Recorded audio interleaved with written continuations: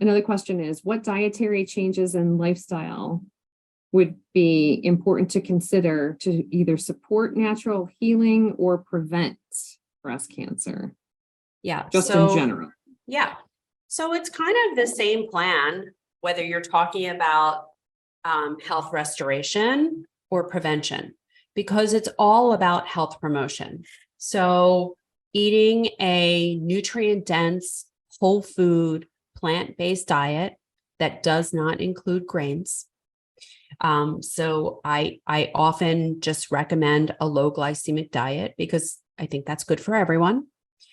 And then having proper movement that makes you joyful. Over exercise is a problem. And I can't even count how many people have come to me and said, I don't know how I got breast cancer. I'm so healthy. I'm a marathon runner. And, I just look at them like, yeah, the marathon running is the problem, because when you are running, you are in a sympathetic state, right? You're in that fight or flight state. So we are meant to be in a parasympathetic state, that rest and repair state, the vast majority of the time. And we are only designed to be in that sympathetic fight or flight state for a fraction of time, a small amount of time, right? So when we came out of the cave in the morning, we encounter the saber-toothed tiger. All of our sympathetic tone comes into play. Our blood sugar goes up so that we can use it for energy. We shut down all of our digestive capacity. We shut down our brain, right? We are just all muscle, run away from the tiger. And we were meant to either escape the tiger or die, right? There was nothing in between. But nowhere were we meant to run away from the tiger for 4 hours or 4 days or 4 weeks or 4 months or 4 years, right? We're just not built like that. We cannot remain in this stressful, sympathetic state. However, fast forward thousands of years, and here we are spending so much time in the sympathetic state, right? We have jobs and deadlines and carpools and meetings and emails and texts and go on and on and on and on. And here we are, white knuckling it through life. And instead of, when we get all of that burst of cortisol, instead of going and running it off, we're behind our desk trying to meet the deadline. We're not moving. We're not doing anything with that energy, and it's just building up. And it's building up more and more inflammation and more inflammation.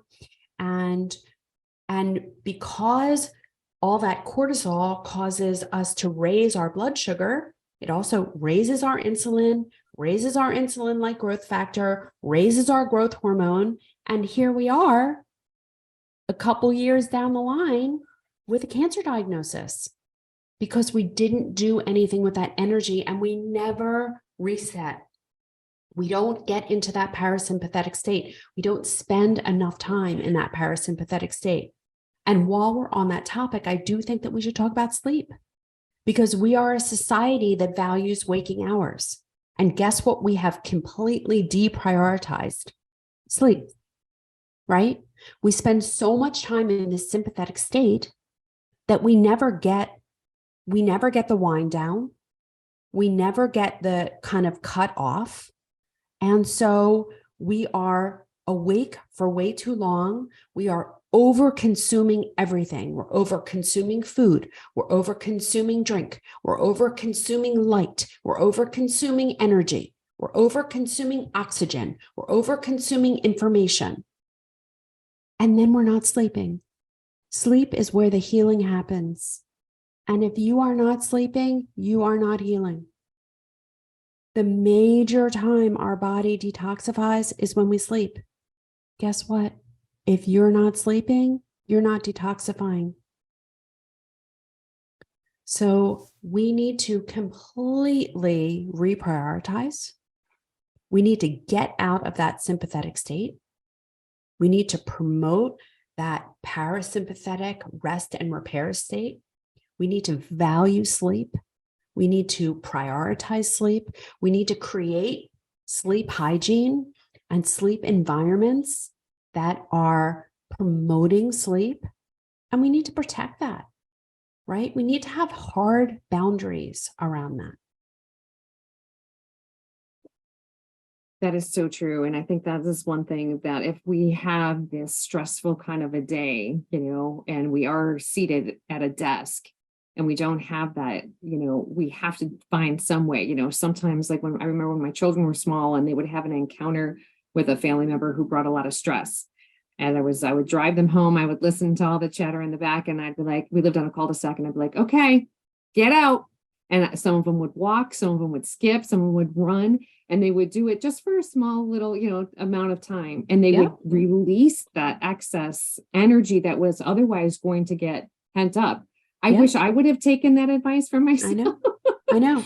But it's really important. Like if you have a desk job, it's very important that for every 45 minutes you're working, get up and walk for 15 minutes or do chair squats or do something to release that energy, to put you in a better place, to change your chemistry, because otherwise you're just staying in that stress chemistry state and it's not serving you.